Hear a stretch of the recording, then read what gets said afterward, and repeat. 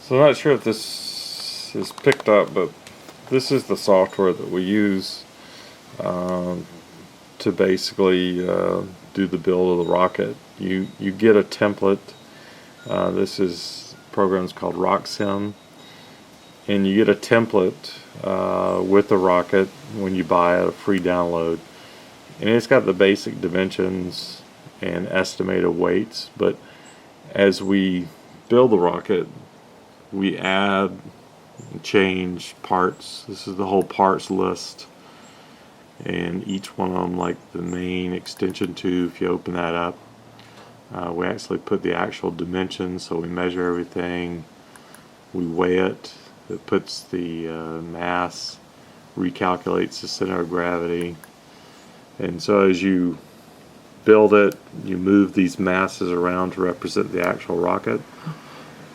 So in this case, the rocket is actually total length of 73 inches, 0.875, diameter of 4.04. It's weighing at empty, no engines, 3,870 grams, which is just over about 8 pounds. Center of gravity, as I mentioned earlier, is calculated.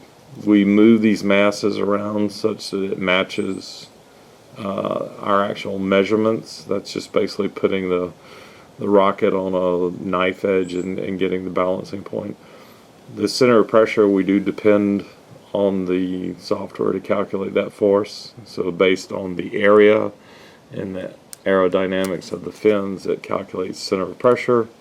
And as I said earlier, the distance between the CP relative to the CG determines the stability. And you can see here it's saying with no engine in it, it's 3.86, which is overstable. So this rocket, we run simulations. So these assorted in size of the engines gives us the maximum altitude, maximum velocity, maximum g-force, time to apogee, velocity at the parachute deployment, the altitude at deployment, the optimum delay. We use that a lot when we're loading up the engines. We'll run these simulations, and if you've done everything correctly and the software really matches the rocket dimensions and weight, you make some assumptions of the weather, the wind, and the simulation gives you the delay. And so we adjust the ejection charges on the engines to come close to this amount, and I've been pretty lucky. It pretty much comes out as calculated. Total flight time,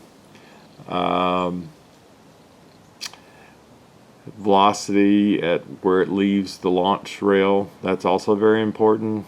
Too slow, we could cause some instability issues. The total burn time of the engine. What I also do, which the computer does not do, is I calculate what is called a thrust to weight ratio. When I calculate the total weight of the rocket with the casing, with the engine, I compare it to the maximum, the average thrust, and I want at least a value of 5.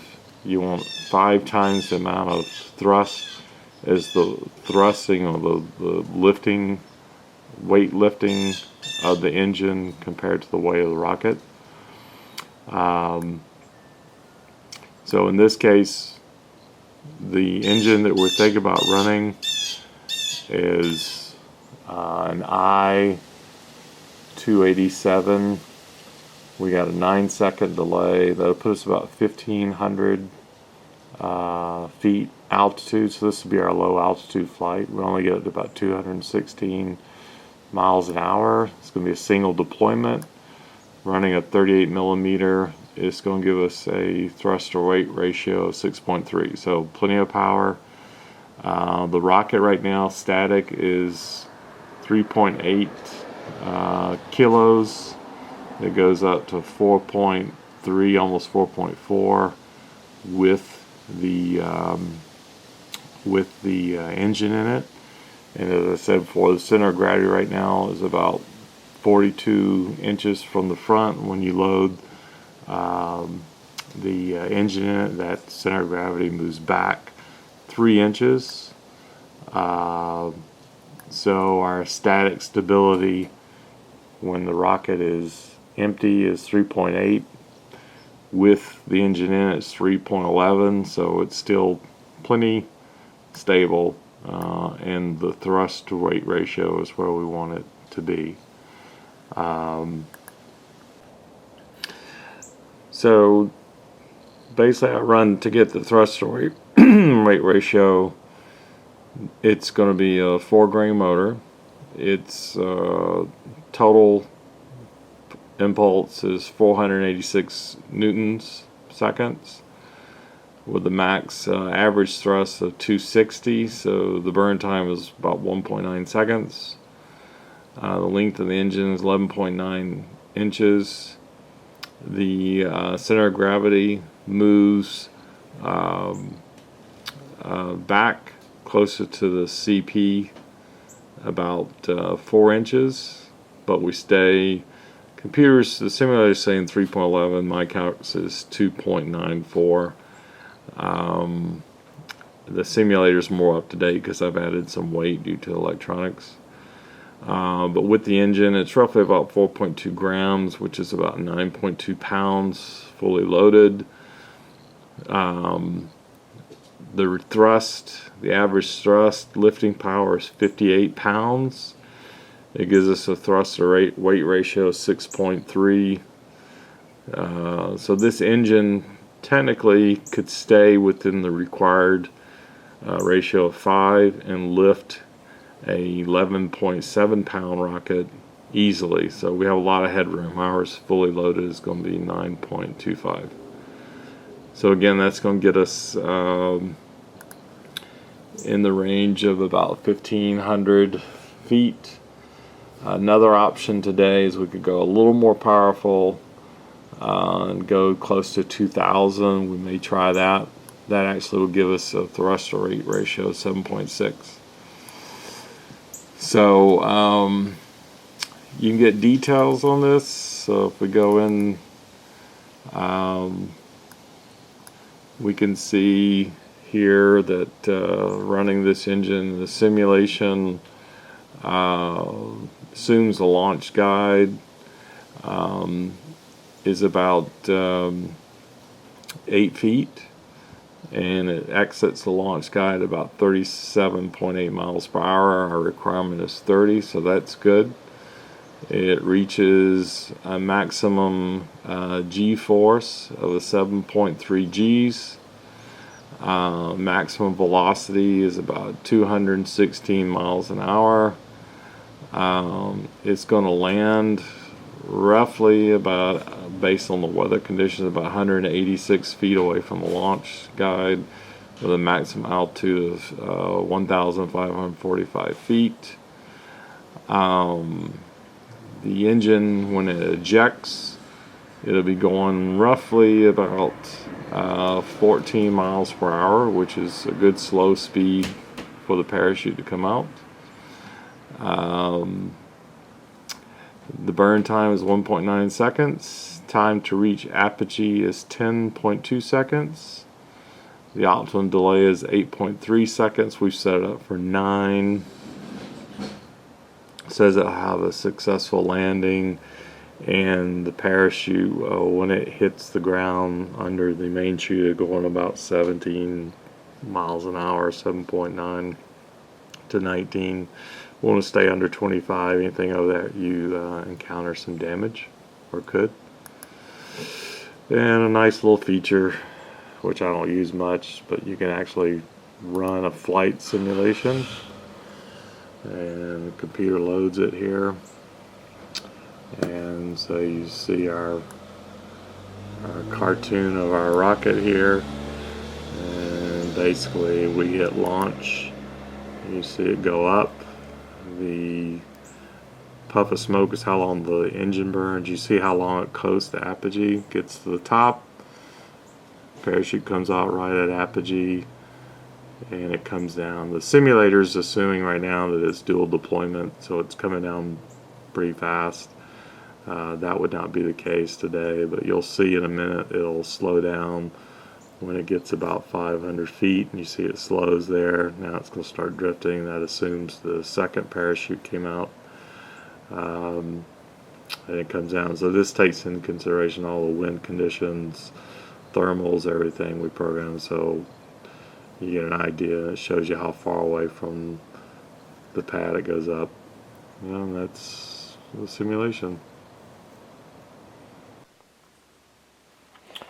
So I thought I would just kind of review the engines where we've been up to now. I always find it funny, we started with a C engine back in May, and then we went up to the maximum black powder, which is an E, and then we started experimenting around with reloads. So this is a 29mm Aerotech 2-grain reload. You can see that how that compares to the C and D. That's back when we were doing all the stuff on the initiator, which is there. We're doing some fiberglass work on that. Then with the G-force and the initiator, we graduated to the 29 reloads, starting with a 3-grain. We had adapters that could go in, and we could run anywhere from 1 to 3 grain. Then we went to 6 grain, and then recently we've modified the G-force where we can run a 6XL grain. This is the longest you can run on a 29mm rocket, and it's almost equivalent of 7 grains. So diameter wise, you can see your 18, 24, 29. Then we're getting up now to the 38s. So the HyperLOC can run on 38s. So this is a 3-grain casing. We have spacers that can convert this from a 3 to a 2 to a 1. And then the next one is the 6-grain. Again, with the spacers you can run 4, 5, and 6. So you can kind of see how it's stepped up from there on the size. These are the actual motors that I purchased. This is a 4-grain 38, and this is a 5-grain 38 that will do the initial launches. So as a comparison with the weight of the engine, this is the 6XL, which is the maximum the G-force can run, and yet low altitude for the HyperLOC we have to go up to that kind of stuff just to get it to the low altitude. So that's all the 38 grain stuff. And then of course the rocket is built to go with a 54. So this is a 54 3-grain, again spacers to get it down to 1 grain, 2 grain, 3 grain, or then you step up to 4, 5, and 6. So this is the maximum that the HyperLOC would take. This will get us all the way up into the K, I think in some cases L. So, you know, as a comparison, there's a C engine compared to the maximum for the HyperLOC. So that gives you an idea of the size of the engines that we're going to. To get the 38 into the HyperLOC, which is built for a 54, we use an adapter, and I'll show that. So this is actually a live round 38 4-grain. This will be our first launch. for the HyperLOC. So the way that works is the grain goes into the casing like so. If I can do it with one hand.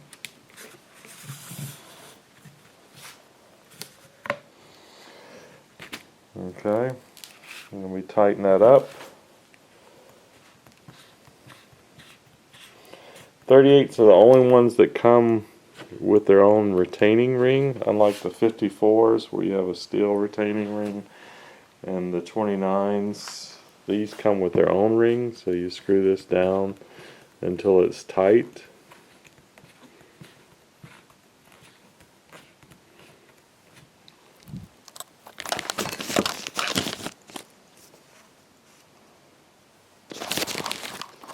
There, it's tight. So that's with a round in it. So then we put the adapter on. The adapter steps up the diameter to the 54, so it just slides on like so.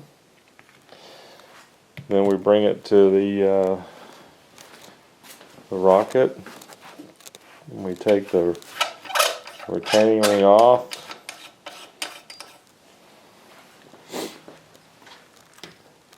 Place this in here, and this steps it up to the, so it goes in like that. You can see it's recessed a little bit. You then got this coupler that goes on here like so, and then we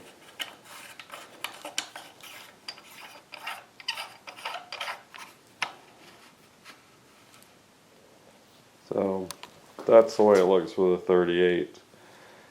Now the 54 obviously wouldn't need the adapter, so you pull this out with the adapter ring.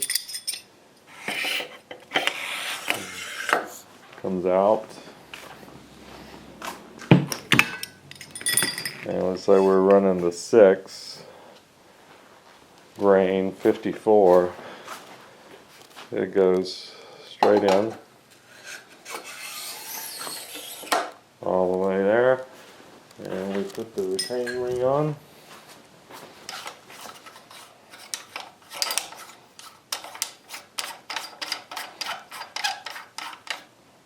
So that's 54 millimeter with a 6 grain engine casing in it.